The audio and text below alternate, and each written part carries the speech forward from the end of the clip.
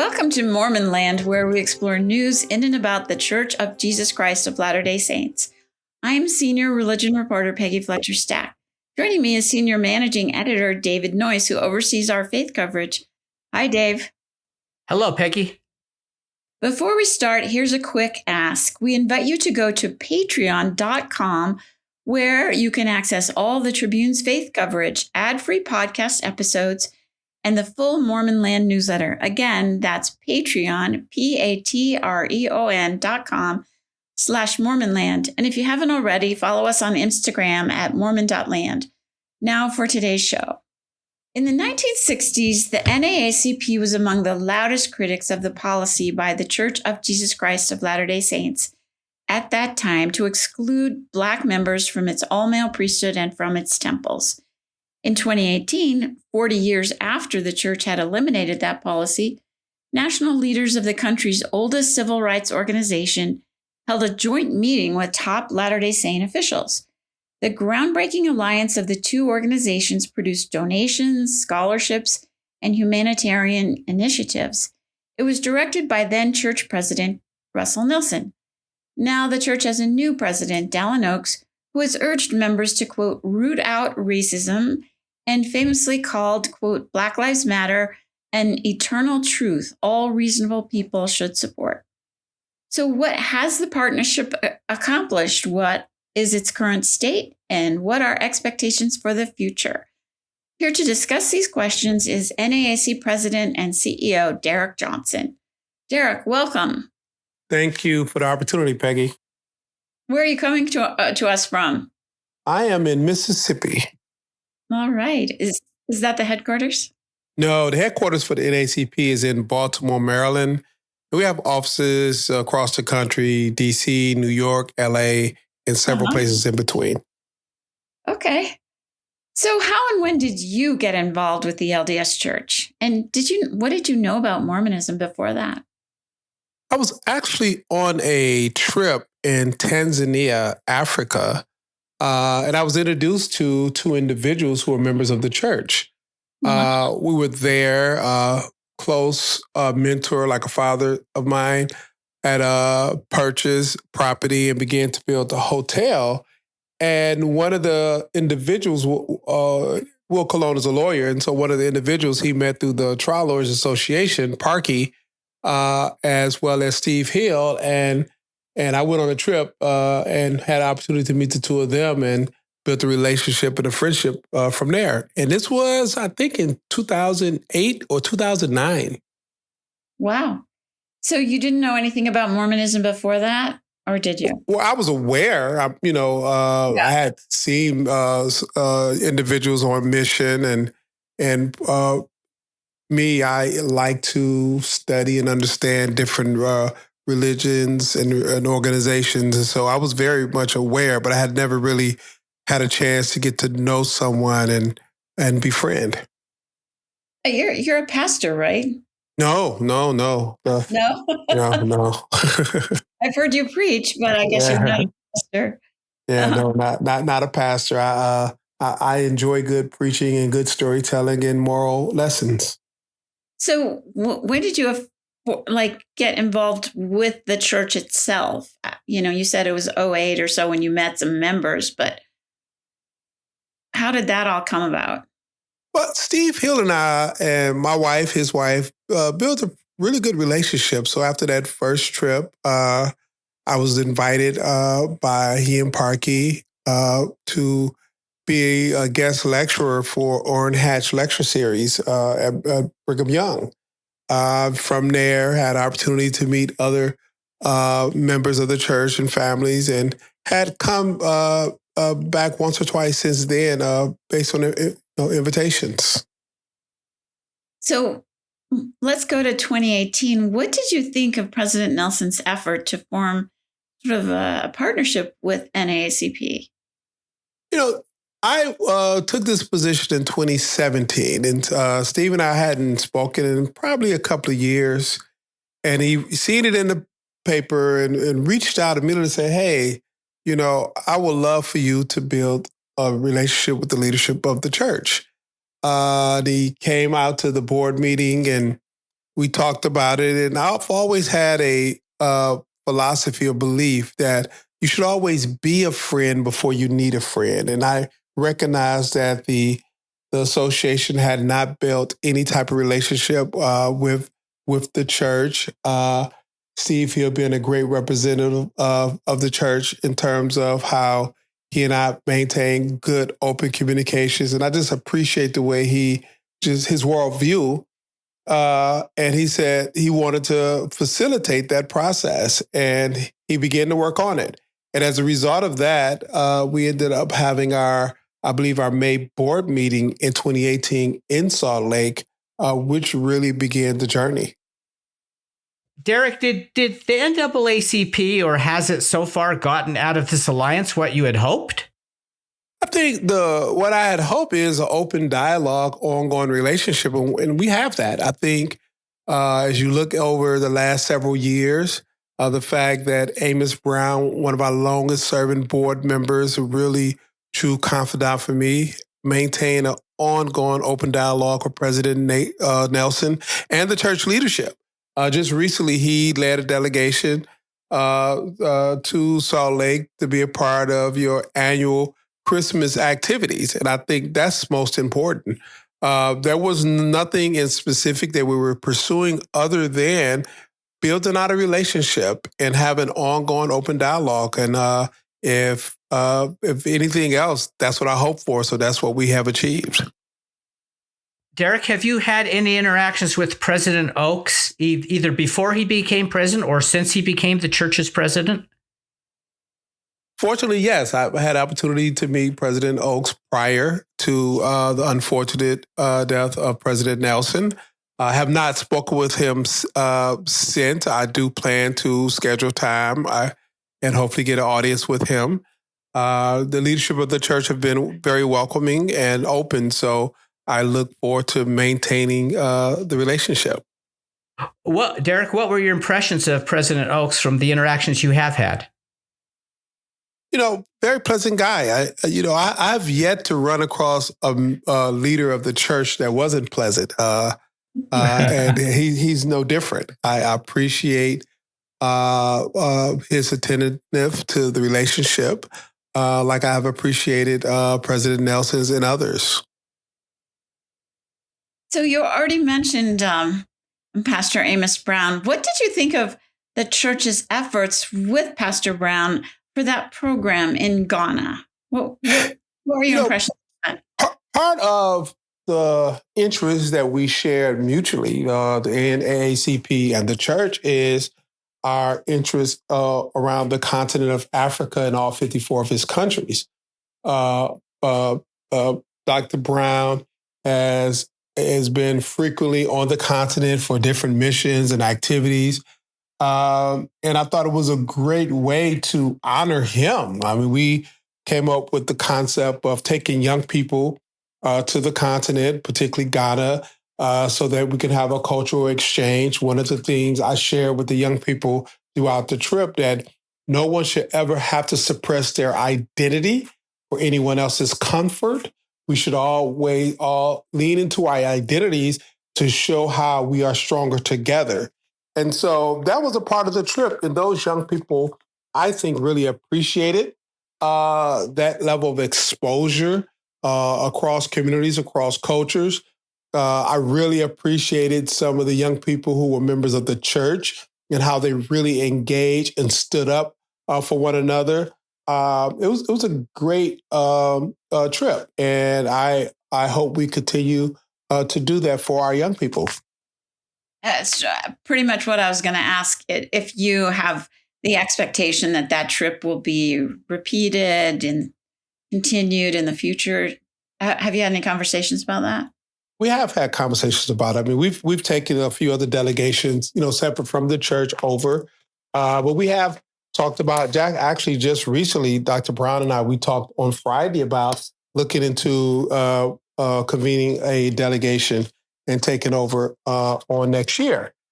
Some of the considerations we thought about, is the impact of the individuals who attend, or is the creativity of looking at how do we get young professors who are charged with really molding and shaping our young scholars? How do we get them a part of the trip so when they can come back, they can have a stronger academic exchange, but also sharing with young people through course offerings around how dynamic and diverse not only the continent is, but individual thoughts and how we can mutually support one another. So, besides these programs, what's next with the NAACP and the church in this joint venture? Are there any other plans on the table? I think that's part of why it's important for me and leaders of the church to kind of sit down and talk and figure out what are the mutually beneficial things that we have interest in that we can accelerate together. We are in a different climate than it was just a few years ago, and that can go in either direction. It depends on one's world's view.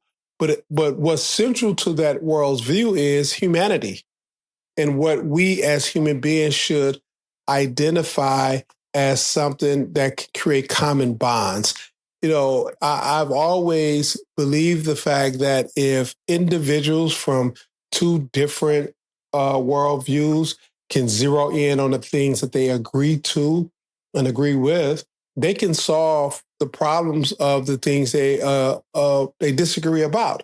But you have to start with having open dialogues and begin to appreciate and respect one another's humanity. So what else would you like to see the church do within NAACP? Would you have any dream plans that you'd like to present to the church? Or No, I don't want to, prescribe anything what I think it should be done. I would love the dialogue to see, what are the things that's burning top of mind, and how are the things that's burning top of mind? How can they come together so we can say, you know what, I never thought of it that way. Or did you realize we do have access to this? How do we come together to accelerate this good thing for people?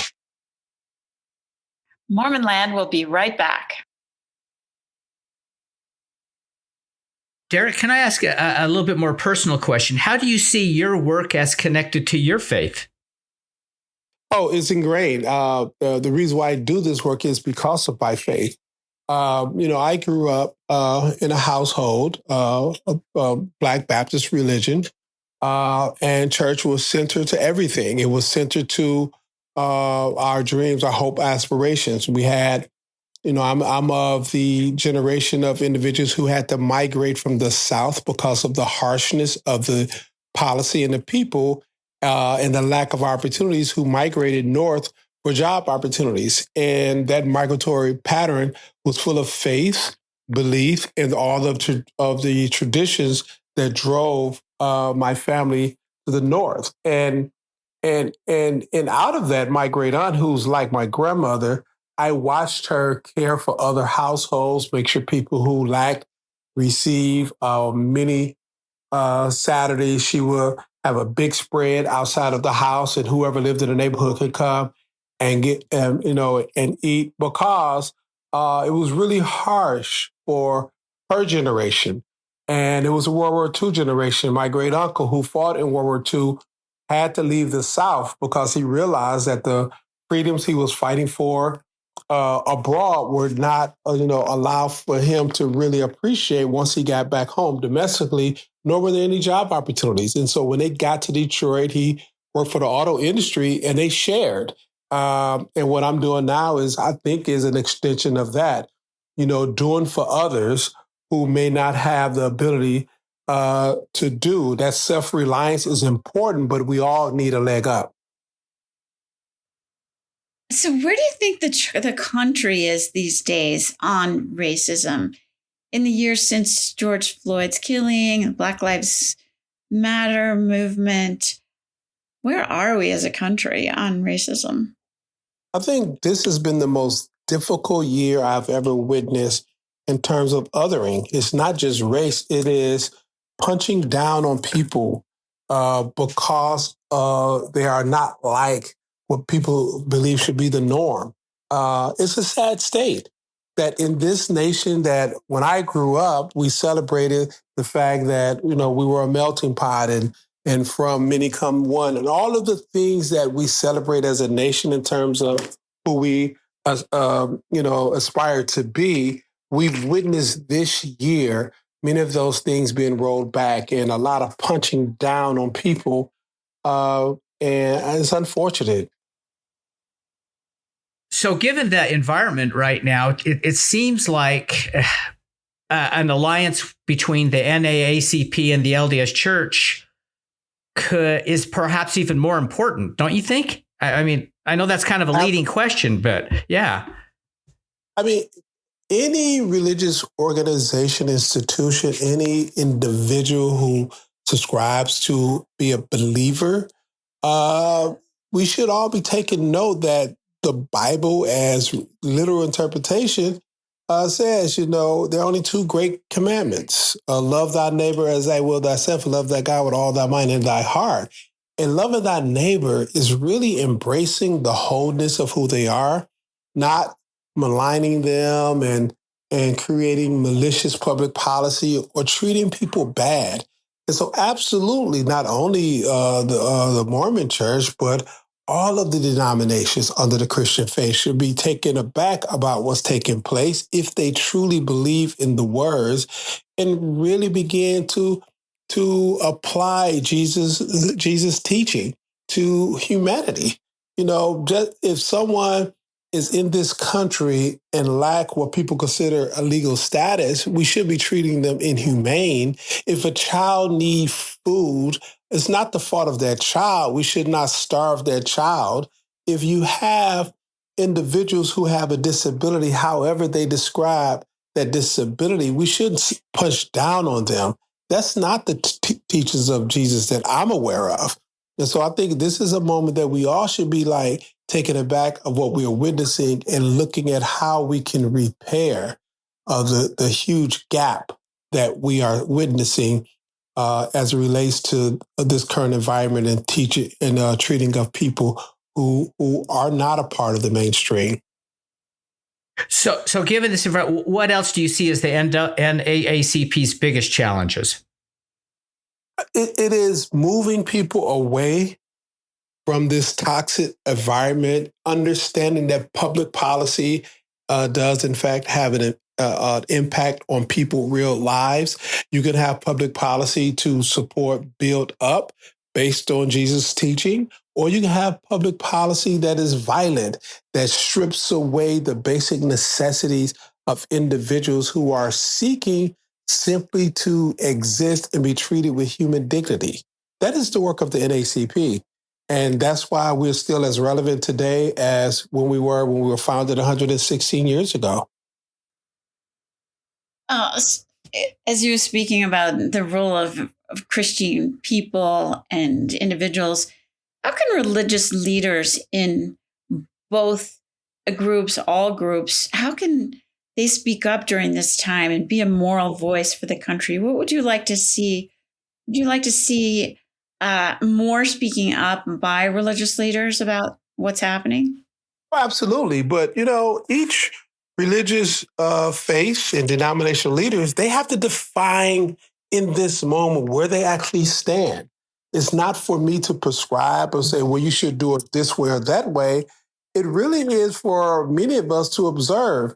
Are you standing on the principles that are taught in Sunday school and in Bible study, and that's in the living text, or are we ignoring the text that has the greatest weight in terms of the treatment of humanity and only going to parts of the text that justifies your individual existence? And I think that's the challenge that many religious leaders across the country, across faith, are confronted with today.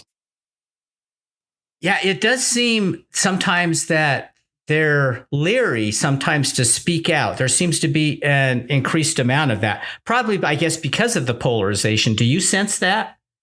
It's extreme, not only leeriness, courage. There are some people who simply like courage. Titles are just that. They're characters from the alphabet that make up a word.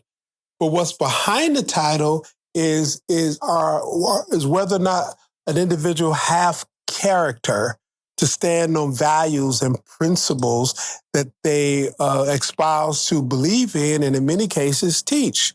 The concept of teaching moral values is not abstract.